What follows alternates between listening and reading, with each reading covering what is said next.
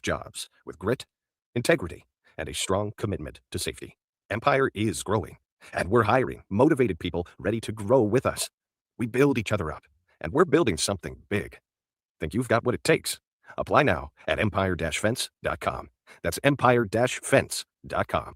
It's the Nebraska Deer and Game Expo, January 16th through the 18th at the Sandhills Global Event Center in Lincoln. Come see trophy deer, hunting seminars, hunting and outdoor exhibitors, a 3D archery tournament, enter the blind giveaway, and more. The Nebraska Deer and Game Expo, presented by Whitetail Properties Real Estate, January 16th, 17th, and 18th. Learn more at nebraskadeerandgameexpo.com and find them on Facebook. Come to the Nebraska Deer and Game Expo, January 16th through the 18th in Lincoln. For remote starters, audio upgrades, and more, there's only one place to go. Auto Sounds of Lincoln at 48th and O. Concrete Industries has immediate job openings for precast production laborers and maintenance technicians. Concrete Industries offers great pay, health benefits, 401k, a wellness program, holidays, and paid time off. Apply today to earn a starting pay of $21.50 per hour plus a $1,500 hiring bonus. Concrete Industries is hiring all experience levels and offers on-the-job training. Start your career today as a precast production laborer or maintenance technician. Visit concreteindustries.com. Is your furnace ready for winter? Call Bryant to perform a thorough check for comfort and peace of mind. 467-1111. Bryant Air Conditioning, Heating, Electrical, and Plumbing. Whatever it takes. Hey guys, this is former UFC fighter and mixed martial artist Anthony Lionheart Smith. The Upside Bar and Lounge in South Lincoln is the go-to spot for every UFC event, prelims, and main card. There's never a cover, so make sure you get there early and stay late. Upside Bar and Lounge has daily specials, a margarita club, and a taco club. And don't forget, they just added Buzz Bowls to their menu. Learn more about upcoming events by visiting UpsideBarLNK.com and stop into their South Lincoln location for every UFC event on 27th and Pine Lake. If you're seeking a career with a growing company, Gaina Trucking and Excavating is hiring and looking for additions to their team. Gaina Trucking has a strong team culture, competitive pay, 401ks, and benefits like health, dental, and vision. Drivers are guaranteed 40 hours per week, even in the winter months, and are home every night. Start your career today at Gaina Trucking and Excavating. Apply today at GainaTrucking.com. It's time to go one-on-one with DP. Coming at you live from the heart of Lincoln, America, on 93.7 The Ticket and theticketfm.com. Sponsored by the Downtown Lincoln Foundation. Here is your host, Derek Pearson.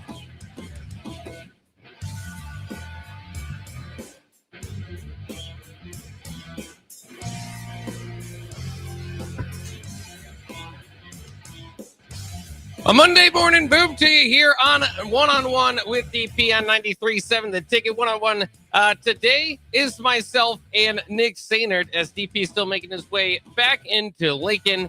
So, Nick, I guess no shortage of anything to talk about. This had to be one of the biggest sports news weekends, never mind the fact that you've got the college football playoff semifinals, you got the NFL wild card weekend, your Cubs took one of my Red Sox. A lot of stuff going on. Yeah. Alex Bregman. Thanks for playing. Yeah, well, good luck not trading him, I guess. The no trade clause is what he wants to be a Cub. Yeah, he does. That's the problem. Here we go. So that'll work. But the biggest news as we want to start off here is that Nebraska basketball just keeps getting it done. 16-0, 5-0 in the Big Ten after an 83-77 win in Assembly Hall, which we might as well just call Jamarcus Lawrence Arena, because Jamarcus Lawrence going off once again. Maybe years from now he'll regret that he never signed with the Hoosiers. Maybe the Hoosiers will regret they maybe never offered him. Don't know for that for sure. I didn't go check that. But in any case, 27 total points for Jamarcus Lawrence. Of course, this wasn't a one-man show. He definitely helped them early on kind of get it going. But Nebraska fell behind in this game by as many as 16 in the second half and wasn't looking good. But that second half completely did turn things around. 53 points in the second half for the Huskers. They stormed back. Of course, I know you were talking about, I was talking about the AD as well. The defense that Nebraska put on. And we're going to look at, of course, again, the highlight. What did I just bring up? 53 points in the second half. Yeah. Sometimes the offense can get going and really kind of steal the show. But Nebraska's defense was able to kind of fight through it and keep Nebraska in this game when the shots weren't falling. And then when they started falling, Indiana had no response to it. Yeah. Bach, man, I think maybe we need to start having the conversation about Jamarcus Lawrence. Kent Pavelka calls him Jamar, and ever since I heard him say that, I've started to call him Jamar. Nice. I used to call him or refer to him as J Law, but Jamar it rolls off the tongue smoother. But Jamarcus Lawrence, man, the steady ascension that we've seen him have over his career. Obviously, his first 2 years at Nebraska, transferred out after the 2024 season. He goes then to Rhode Island and starts in all 31 games for the Rams out there, but then comes back to Nebraska. His steady ascension, his growth, his development that we talk about, one of those buzzwords, in a year where he's averaging very similar statistics to what he did at Rhode Island. He's doing it at a much better program in a much more difficult conference. And I think when we saw that Jamarcus Lawrence was coming back to Nebraska's program, we didn't know maybe what to expect. Is he going to be the Sam Griesel type that kind of just directs traffic and doesn't try to score a whole lot of points? I think this is the best of both worlds. You have a guy in Jamarcus Lawrence right now who is averaging almost 4 assists per game, which is a career high for him over the course of his 4-year career. You have him doing an okay job rebounding the basketball, averaging almost 3 rebounds per game as well. Averages a steal a game, less than 2 turnovers a game for somebody that touches the ball as often as he does. He's averaging double figures at 10.5 points per contest as well. He's shooting it well from the free throw line, 76% on the season. Could be a little bit better, sure, but is fine in comparison to some of the other guards that Nebraska has. And he's playing fewer minutes than he did last year at Rhode Island. And as well, he's playing 2 minutes fewer per game on average than he did last year at Rhode Island.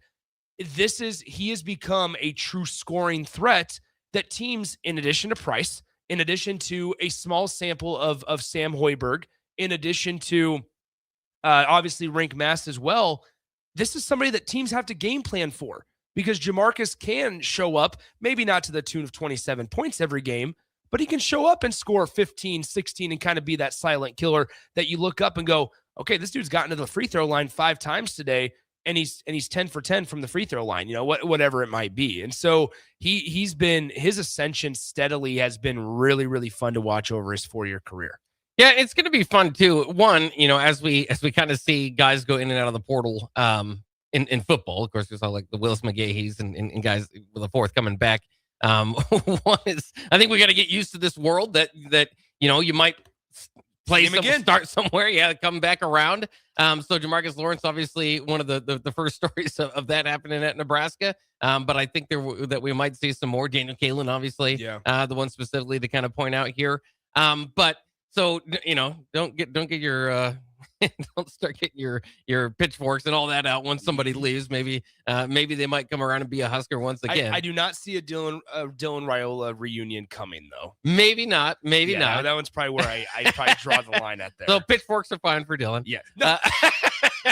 Maybe not. I'm anti-pitchfork. Okay. Just also anti-reunion. Yeah. Okay. Well, fair enough. But so I mean, when getting back to Nebraska basketball, again, this is just the most recent highlight of you don't necessarily know where it's coming from. And again, as having watched Nebraska basketball for many, many years, you kind of get these rankings and you get these, these different kind of feelings about where these guys going to fit Nebraska basketball history.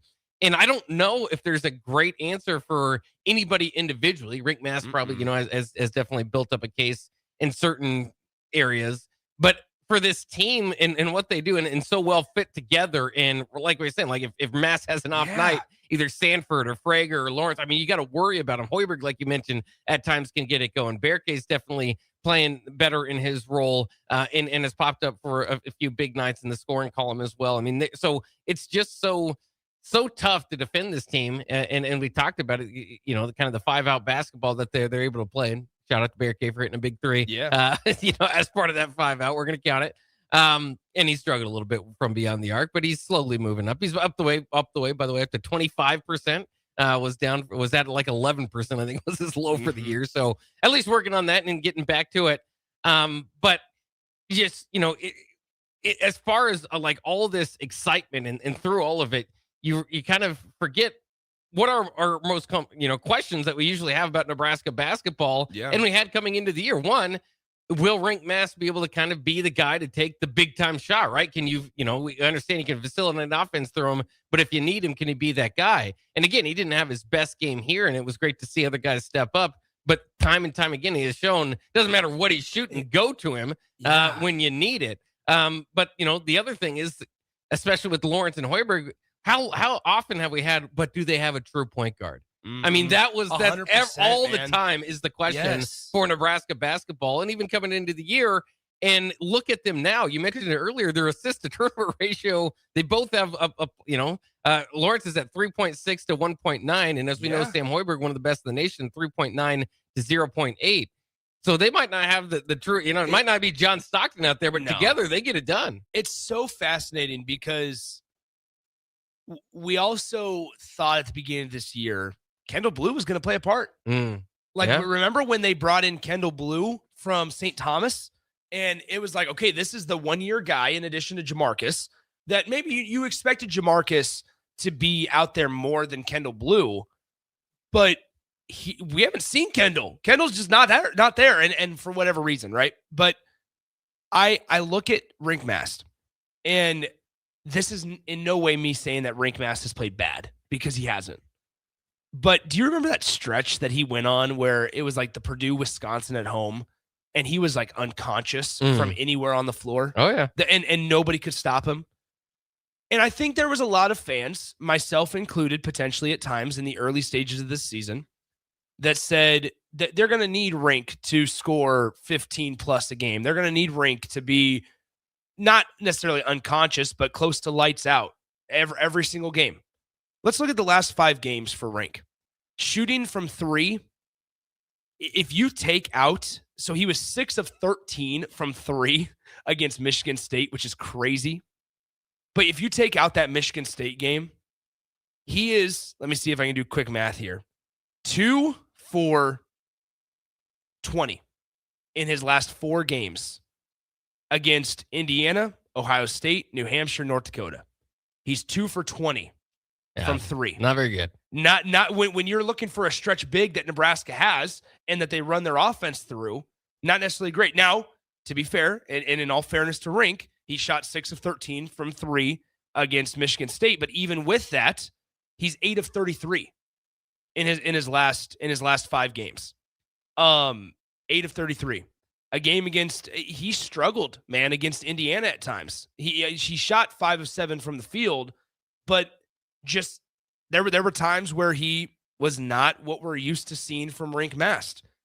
And now it's almost as if Nebraska's in a better spot, because we know Rink and his consistency, he's going to be out there and he's going to be available. He's going to make himself available. He's not going to get into foul trouble. There's very few people that we see, I think, at the Big Ten level with how inconsistent just college basketball officiating is.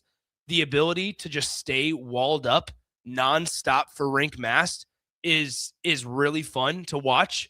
And like, those are little details where if you can keep Rink in there, and I think Nebraska and Fred Hoiberg has found a rotation that, whether it's limping to the under 8-minute media timeout, like I think against Indiana, and fans can correct me if I'm wrong, if they remember watching this, listeners can correct me if I'm wrong. There was a moment Nebraska or Indiana took a timeout with less than 10 minutes left in the game, and they took Rink out, and Nebraska was losing, but it was like, okay, let's just limp to the under 8 and we can get Rink back in. And as long as you're able to somewhat stop the bleeding with some of your reserves, you can afford that.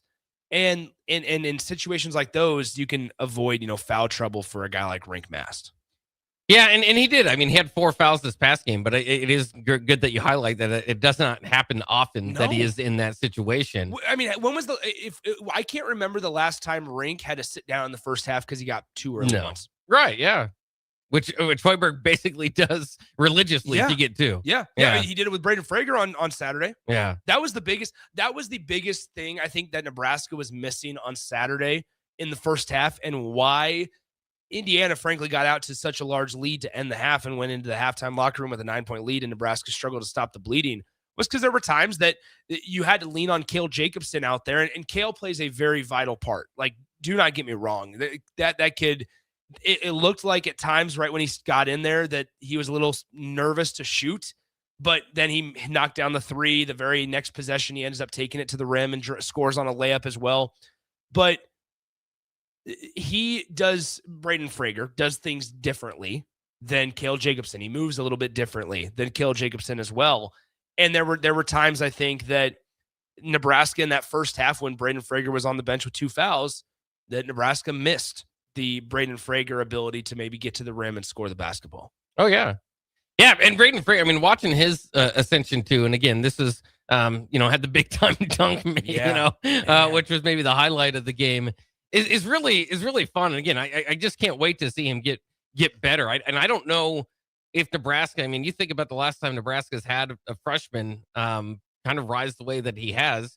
You can think about certain, like a Bryce McGowan's obviously much different kind of category. Very. But to watch Braden Frager and Cale Jacobson, I'm somewhat, I don't want to say jealous, but happy for them. I think every kid that watched Nebraska basketball, I'm a 35-year-old kid, in whatever age you are, count yourself as a 50-year-old kid or whatever, because it is, you've watched this whole thing and never get that tournament win. Everybody's, the question that always is posed to you is like, if you were a top recruit, would you go to Duke or would you help Nebraska win an NCAA tournament game? And here they are, possibly living the dream that every Nebraska fan's had that grew up in the state for quite the long time. So I think that's kind of funny as well. I'm telling you guys also, next year, Nebraska's getting one of the more underrated shooting guards in the recruiting class coming in Jacob Lanier. He's from Little Rock, Arkansas, was slightly under-recruited coming out of high school, has offers. Texas Tech has a Creighton offer, Mississippi State, Florida State, Arkansas is in that conversation as well. Rated the number 13 shooting guard in the country, high 4-star guy, top 90 recruit in the country, 6'5", 180 pounds. When you talk about whether they decide to redshirt him next year, and kind of he takes over for Price, like in 2 years, that's the other part is, this is a veteran team. But if you look at what they're going to have coming back, it also provides, it's not like it's a 1-year championship window for Nebraska. And it's crazy that I'm saying championship window. And I'm talking on the Big Ten scale. Hey, go ahead. But, we're one of the few undefeated teams in the nation. And I'm talking on the Big Ten championship scale. Sure. But like, here's Nebraska 5-0 in the conference. You feel good about, their ability to potentially win tomorrow night against Oregon. You have to go back on the road against Northwestern on Saturday. And then I think it's Washington and then Minnesota in that order.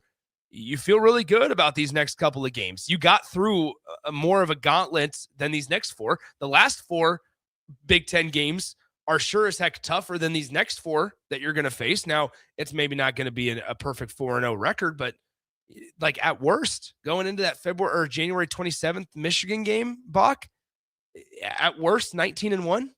Yeah, and Michigan ruined it. It was supposed to be 2 undefeated teams, right? Michigan lost over the weekend, which means Nebraska is the only undefeated to a team that Nebraska beat by 30. That's right, too. People forget. Yeah. So Nebraska again 16-0, the only undefeated team in the Big Ten. Only one other undefeated team in Big Ten play, by the way, is Purdue at 5-0. So look out for that as well. But it really is opening up, and it's kind of funny how these conversations have evolved, because when Nebraska's first kind of started getting the streak going, I remember you and I and Austin were probably on the show doing a similar kind of conversation, and we just kind of let it start to get away from it. It's like, all right, well, what if they go 27-5? You're joking. And at times, and it's just, but it's starting to become more of a reality. And again, you don't want to count your chickens before they hatch, but as you mentioned, the next 3 games, and on our DP on one-on-one here, he always talks about thirds, are against bottom third Big Ten teams. And it might be surprising to see that for a team like Oregon, but they're only 8-8, 1-4 in Big Ten play. Dana Altman's working against it a little bit there. So, the expectation is, and we got to get used to this, is that if you're a top 10 team, that you should win these games. And Nebraska, I don't have a whole lot of fear. I don't going back to that segment, I don't think Nebraska's going undefeated. So it probably will happen at some point this year. I don't think. How do I say this? Let's go back to Bart Torvik, my good friend. Bart Torvik. Nebraska is projected to win the next 4 games. They're projected to lose at Ohio State and at Indiana, by the way. Okay. The projected finished record for Nebraska right now, 27-4 on Bart Torvik. Oh boy. 27-4. The 4 games that here's where we get interesting. Okay. Their 4 projected losses. Now, granted, this doesn't mean a whole lot. 4 projected losses are Michigan. They're projected to lose that game 86-71. Yeah, I don't see it. I don't see that either. They're projected to lose at home against Illinois by 1, 75-74. They're projected to lose at home by 1 against Purdue, 74-73. And they're projected to lose on the road at Iowa, 70-67. Those are your 4 projected losses. Now, here's the thing, Bach. Just going off of this, this is all analytical based. And as we know in sports, you can trust the analytics. You can bet on the analytics. It's not always going to be factual. I get that, and realistic. But if you're able to coin flip in your favor, Illinois and Purdue at home, right? Mhm. There's 2 wins that maybe you can make up for a loss or 2 on the road. Certainly, right? If Minnesota next Saturday or in 2 Saturdays is a tough place to play. Nebraska does not play well at the barn. They never have. It's very similar to Columbus, Ohio. They do not play well in the barn in Minneapolis. And then here's this. The road game against Iowa, it's a Tuesday night at 8 p.m. But do we count Husker fans out for potential travel to that game in Iowa City? I wouldn't count them out, no. Iowa's got a pretty good fan base, though. They do have a good fan base. And they're base. top 25 teams, so I think it would be tough to take over the building. But yeah, I think there could be do we not expect a decent number a of Husker fans, bunch of red. Yeah, there could be some red there. Austin and I were talking about driving there. Yeah, not a bad idea. We might make the road trip Tuesday night, 8 p.m., and then drive back and do the shows Wednesday, which would be tough. Well, sure, but it's worth it, right? It's a 4-hour drive. Yeah. Here's the thing, so let's just play per Bart Torvik and the analytics. Projected to go 20-0. 20-0 going into Michigan. That Michigan date looms large, obviously, but it is Man. kind of fun to look down a little bit along the line. February 10th, too, Purdue. You know, Michigan or Purdue. Absolutely. If Nebraska can hang in the top 10, I think those 2 are going to kind of hang around the top 10 as well. So potentially 2 top 10 matches down the line for Nebraska if they can keep it up. And again, there is less doubt every week with if they win. I accidentally hit that at the wrong time. Jeez, what's the deal, Bob? I was just speaking greatly about Nebraska basketball. That makes me feel great. Yeah. Well, what's your projected finish right now, Buck? Well, if you look at it, last year, Nebraska or the Big Ten champion had 3 losses. That's right. In the conference in Michigan State. So I'm going to go above your predictor there and say 3 losses for Nebraska and Big Ten champs. No, I mean, that's getting excited about it. But, I mean, the next true test, again, they beating Illinois and Michigan State is incredible. Puts you kind of top 15 where Nebraska should be. The next true test is kind of the Michigans of the Purdues. You're also going to have to kind of keep it up. As we mentioned, Michigan losing to a Wisconsin team. You might have one of those or 2 of those kind of throw in throughout the year as well. But it's hard to at this point in time, I don't want to be, I would just say, I still want to say, I think those are kind of the teams you're competing with to win the Big Ten. So I don't want to go that far, but I think we're getting into a spot where, I don't think this is a 7-loss team. No. Right. And so, are we talking 5? Yeah. 5, 6 losses probably. I mean, so let's just play the hypothetical game here. One of my favorite games to play. 5 losses. Let's just go. I do not think Nebraska loses at home. I just don't. I don't. If they lose one, I think you lose Purdue. But in past years, Nebraska has done really well against Purdue. I give Fred Hoiberg so much credit for the game plan. That's what I mean. They haven't necessarily beat him year after year, but the game plan against the height and Trey Kaufman-Renn in this case for Purdue. The game plan against those guys and Braden Smith and Fletcher Lawyer have hurt Nebraska in the past, and Fletcher Lawyer has maybe one of the more punchable faces in basketball. But I think that when you look at Nebraska, they've game planned against them really well. let's say you lose on the road, Michigan, Iowa on the road, and then I think maybe you drop one in the West Coast trip to USC, UCLA. Could be. I feel like one of those may, and then let's say you lose one of the next 4. Let's say you lose at Minnesota. Okay, that's 4 losses. You're 27-4. 27-4 at 4 losses. You're 16-4 in the Big Ten Conference. My goodness, man. I mean, just with the pace this team's on, again, whether it's 4 or 5, if there's 15 games left, they go 10-5, which is still a big ask in the Big Ten. Don't get me wrong, but that's the game I was playing. Yeah, I was like, can you go 17-6? Prior. You're right. Yeah, but like, can you go? Okay, so at this point, can you win for every 1 loss? Can you win 2 games? Yeah, that's the question right now. And for a team that hasn't lost, I think you feel pretty good about it. So, so I just got a text. The Nebraska-Minnesota game, Nebraska basketball. So the Nebraska-Minnesota game is at 11 a.m. up in Minneapolis. Same time as you played against Indiana. I don't know. But here's the times of your upcoming games. By the way, if you're trying to get tickets to PBA, you're probably going to be SOL for a while. Nebraska, they do not have the Oregon game. Oh, no. Oregon is probably going to be at the top here. So the Oregon game is 8 p.m. tomorrow. Then you play Northwestern, which they don't have on this site. Let me go to this one, the official site. Nebraska 16-0, 5-0 in the conference. Tomorrow, 8 p.m. on the Big Ten Network. That one's presented by Adidas. Okay, then we go down as my computer refreshes. Saturday, January 17th, Nebraska at Northwestern, also on Big Ten Network, 3 p.m. tip-off for that one. Next Wednesday, 8 p.m. tip-off again, Nebraska versus Washington at PBA.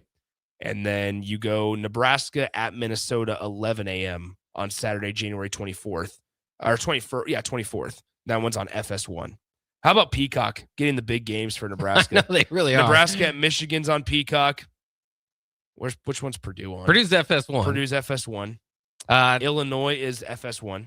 Ticket prices, by the way, for Oregon is $47 to get in.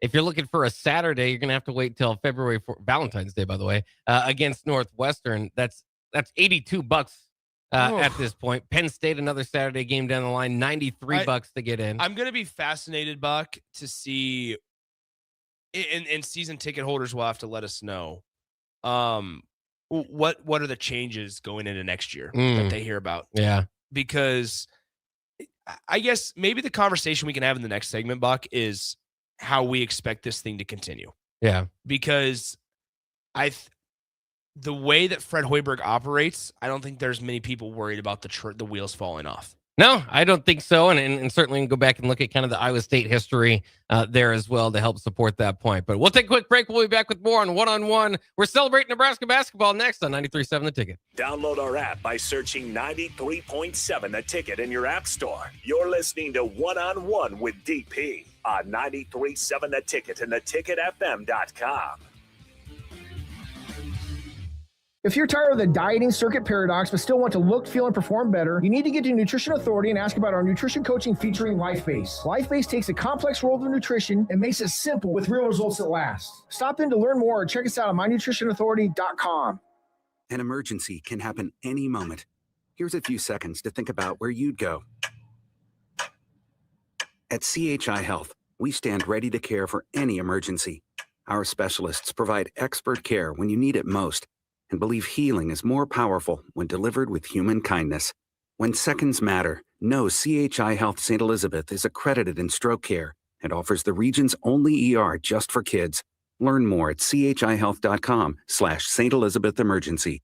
It's the Nebraska Deer and Game Expo, January 16th through the 18th at the Sandhills Global Event Center in Lincoln. Come see trophy deer, hunting seminars, hunting and outdoor exhibitors, a 3D archery tournament, enter the blind giveaway, and more. The Nebraska Deer and Game Expo, presented by Whitetail Properties Real Estate, January 16th, 17th, and 18th. Learn more at NebraskaDeerAndGameExpo.com and find them on Facebook. Come to the Nebraska Deer and Game Expo, January 16th through the 18th in Lincoln.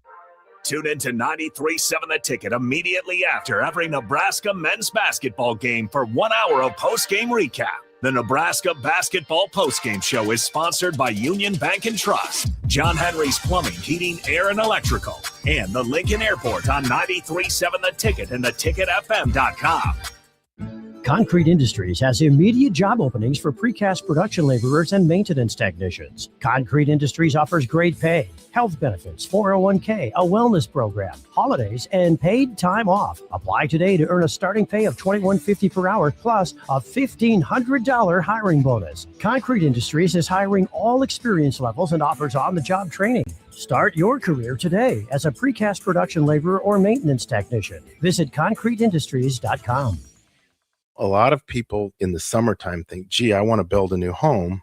By the time they go through the process of sitting down, getting the permits, and getting the home started, the home isn't done until January or February.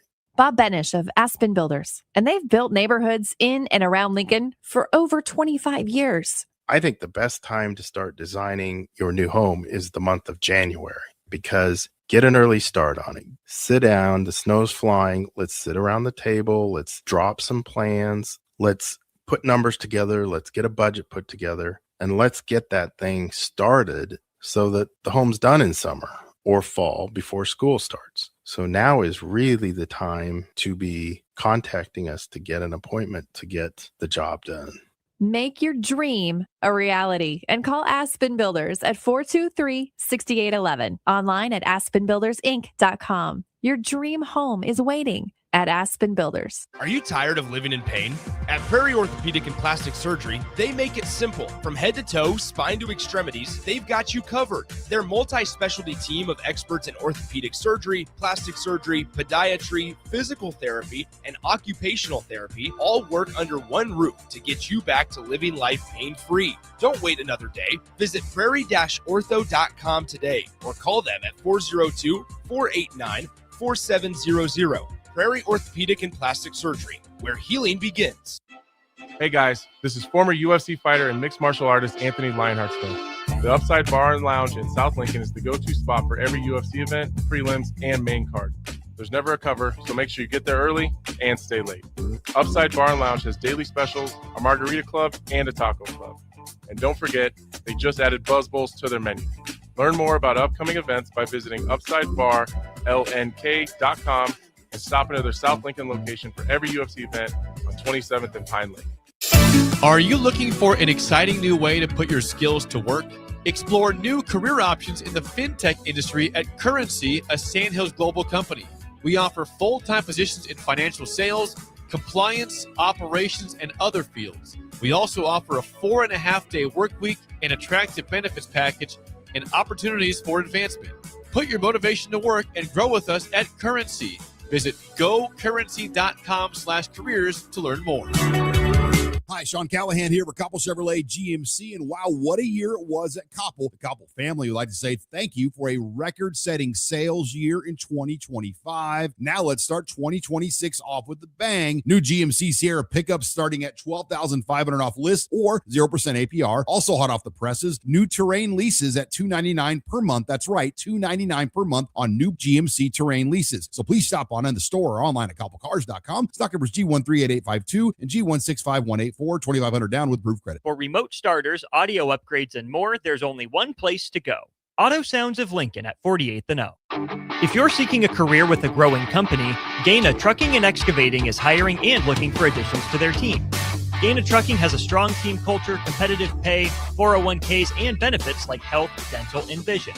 Drivers are guaranteed 40 hours per week, even in the winter months, and are home every night. Start your career today at Gaina Trucking and Excavating. Apply today at GainaTrucking.com.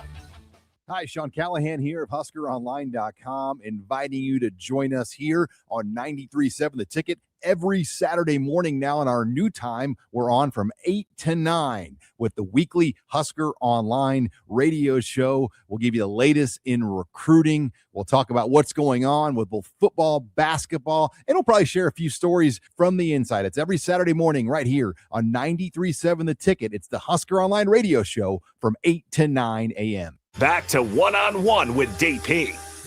Sponsored by the Downtown Lincoln Foundation on 93.7 The Ticket.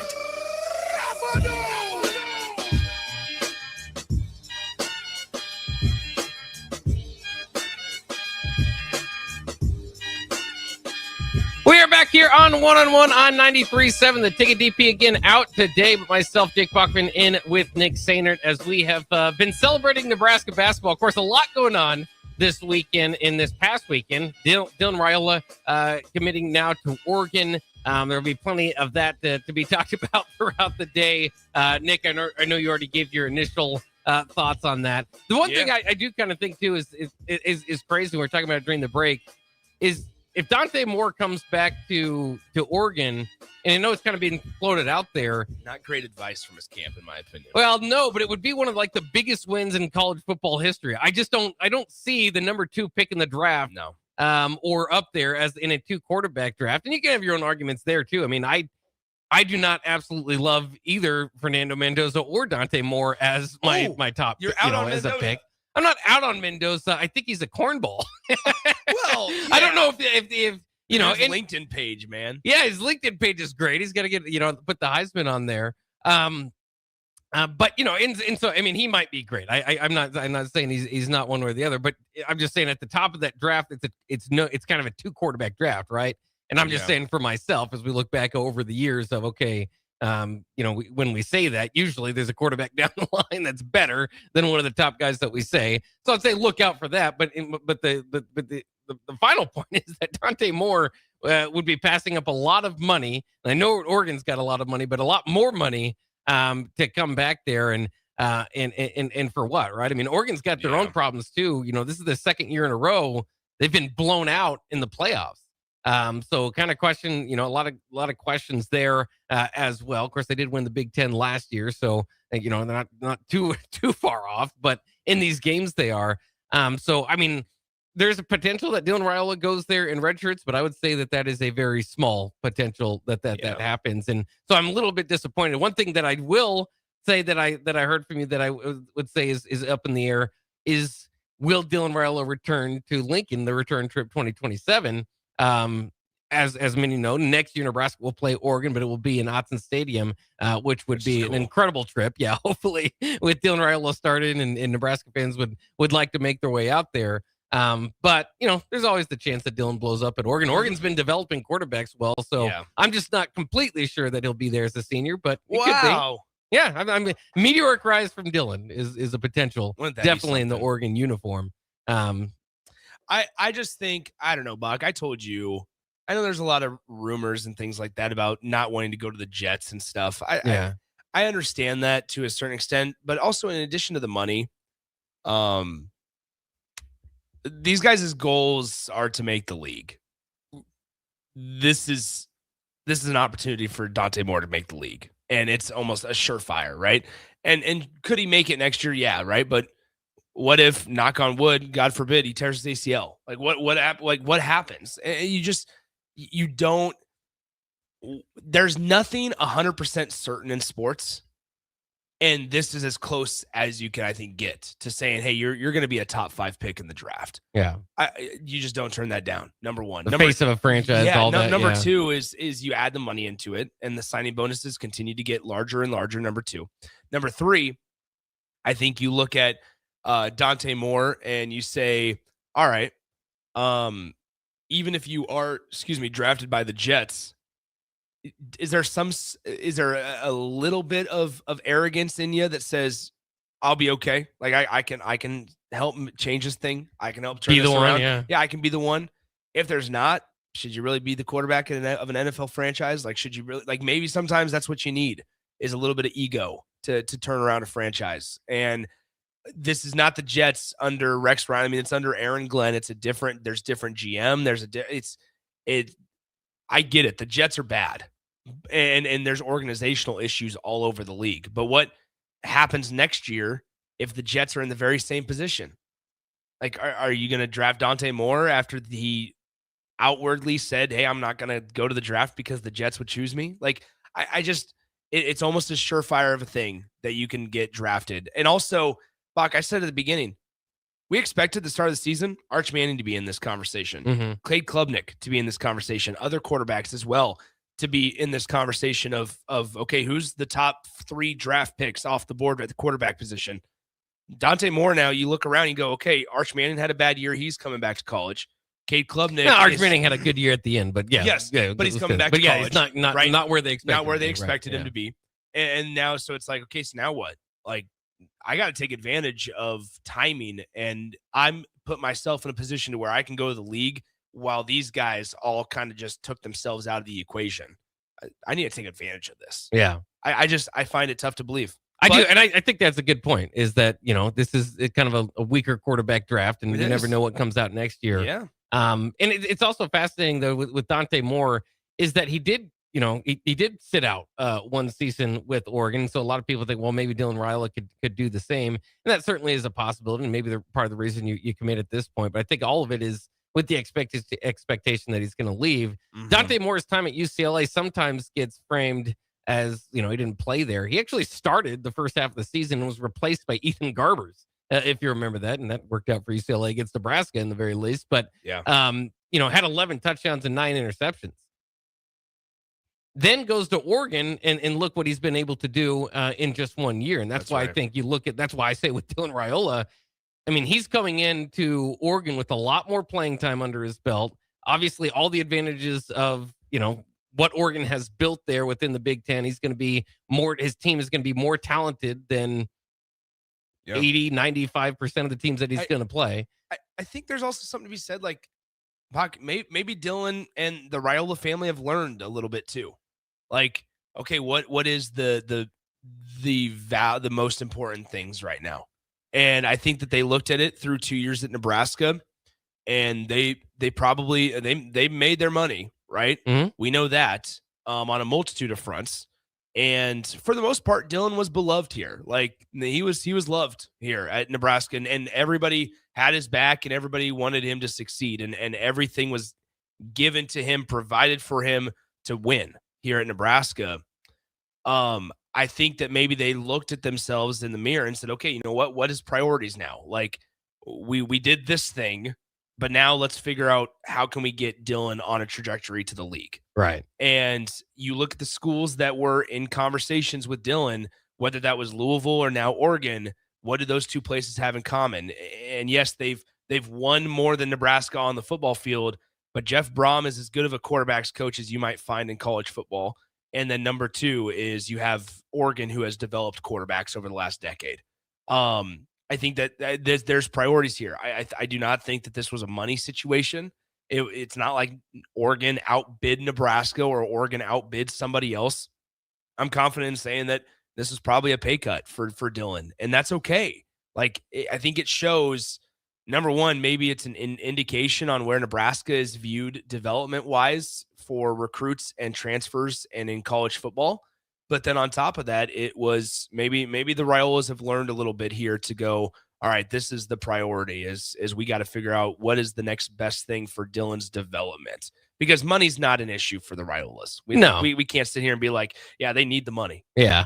But and again, I don't know, especially when Nebraska plays Oregon. Obviously, the feelings are going to come up. He can kind of we can kind of make an enemy out of him as much as we want. Yeah. But I agree with you as I look back on it, even in a short time. And again, people might disagree. I tend to like Trev Alberts a little bit more than the next fan, right? Yeah. So I get it.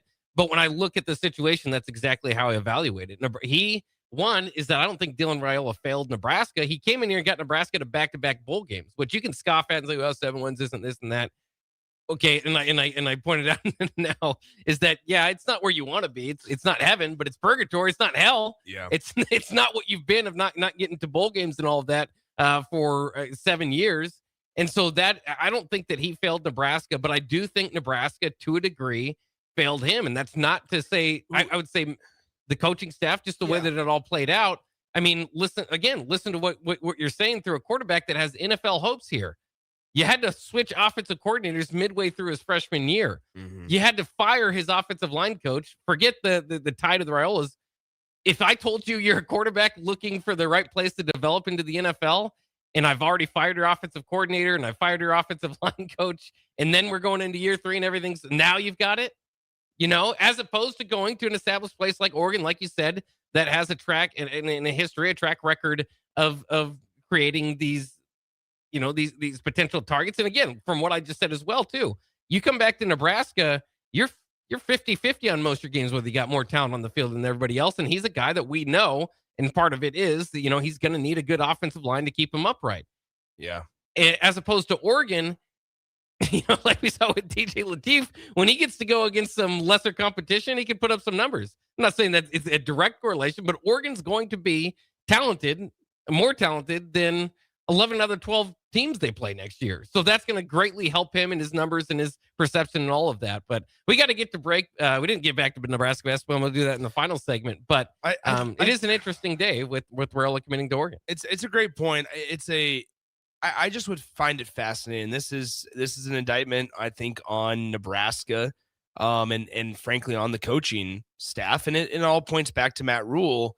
Is just like I look back at the 2023 coaching staff, and we're talking through 3 seasons. I would love. It's tough because things get scraped off the internet quite a bit when coaches make moves and stuff. I would love to know the overall number of changes from the staff, from the initial staff, like, and for a variety of reasons, right? Whether that's because they've taken a new job, i.e. Tony White, right? Whether they've followed that coach to a new job, i.e. Terrence Knighton, right? Whether it's been off the field issues like Bob Wager or Evan Cooper, if for whatever reason, right? So I think there's been a lot. Demoted is even or in part demoted. of it. Yeah. Like, so like there's just been Ed Foley. Yeah. Still on staff, but not at special teams. Yeah. Right. So there's just been a lot, man. And that stuff it is a feather in the cap of other programs to negatively recruit against Nebraska. And programs are very good at negatively recruiting. And when Nebraska, I don't want to say makes it easy, but there are a lot of things that you can point to for teams to negatively recruit against Nebraska. Oh, and it's interesting too. Like in a situation like Oregon, I don't know if you have to, right? No, I mean, you just turn on the tape, look at the records, all that sort of stuff. But yeah, and likewise type competition that could be out there. And for the people, and for like Nebraska, the schools that they're battling recruits for, the schools that they are battling recruits for, the Oregons of the world, right? It comes down a lot of times to the wins and losses, and it comes down to because everybody's got great facilities at that level between Oregon and Nebraska and A&M and Alabama and Miami. Like, all these guys got great facilities.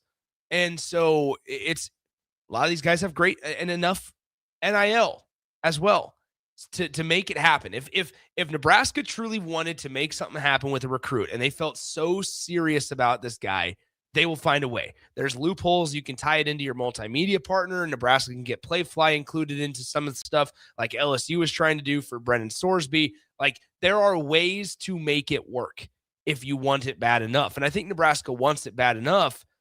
So then you look at the other things, wins and losses, development, getting guys to the league. How has Nebraska fared in that the last decade? Hopefully it's trending in the right direction. Hopefully it is. We'll talk about more of it and wrap it up the show next year on 1-on-1 on 93.7 The Ticket. Watch live on Facebook, YouTube, or Twitch. You're listening to 1-on-1 with DP on 93.7 The Ticket and theticketfm.com.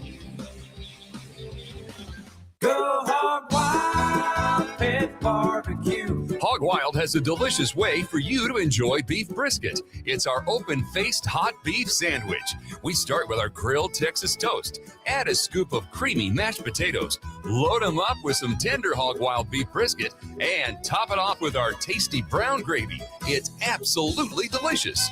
Hog Wild Pit Barbecue, 3210 Cornhusker Highway in Lincoln. But don't be late, we close at 8.